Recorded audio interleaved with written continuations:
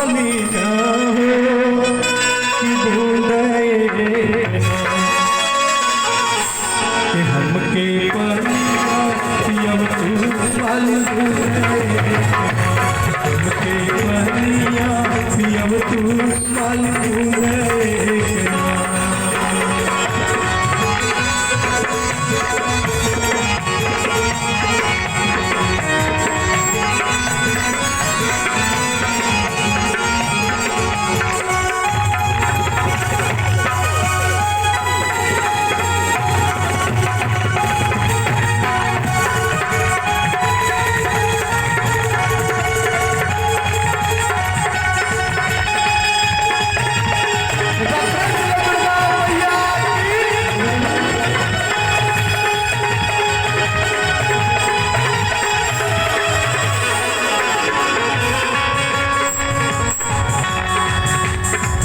कैसे के पनिया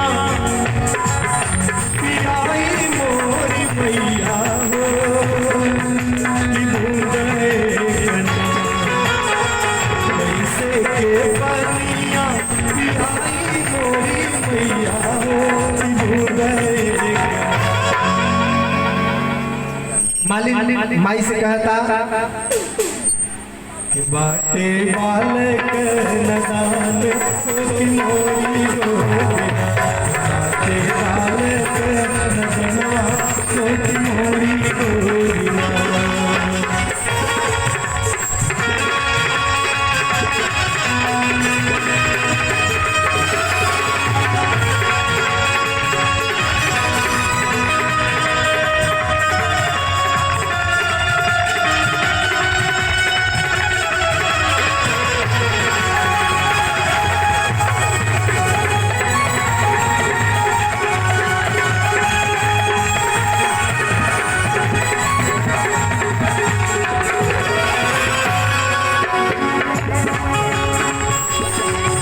माई मालिक से कहता बालक सुता कह मालिक सोने के खटलवा हो कि ढूंढे बालक सुता कह मालिक सोने के खटलवा हो कि ढूंढे कि हमके पनिया पियो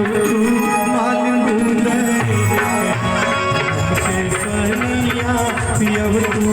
मालिक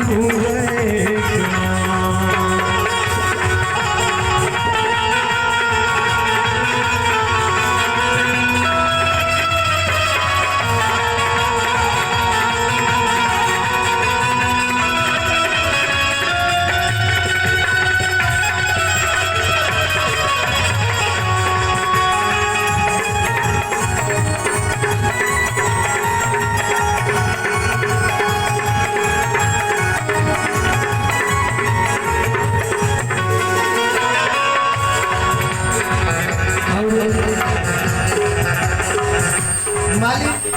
पानी लेके आवेगी माई के पियावेगी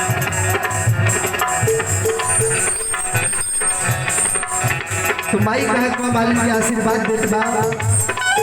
जैसे जैसे मालिक तू हमके जुड़वलू कि वैसे वैसे जैसे जैसे मालिक तू हमके जुड़वलू कि वैसे और आप अपने सभी लोग थोड़ा थोड़ा मनोरंजन करते रहे और मीठी मीठी तालियों के साथ और थोड़ा थोड़ा मुस्कुराते रहे तो कलाकारों का भी हौसला बढ़ेगा। एक बार प्रेम से दुर्गा मैया की ऐसे जयकारा नहीं लगाते हैं, जिसका हाथ ऊपर होता है उसका किस्मत सुपर होता है। शीतला चौकिया भवानी की कि जैसे के मालिक तू हमके जुड़ावलू कि वैसे वैसे ना कि तोहर पुतवा जुड़ा के मालिक वैसे वैसे तोहर पुतवा जुड़ा के मालिक वैसे वैसे ना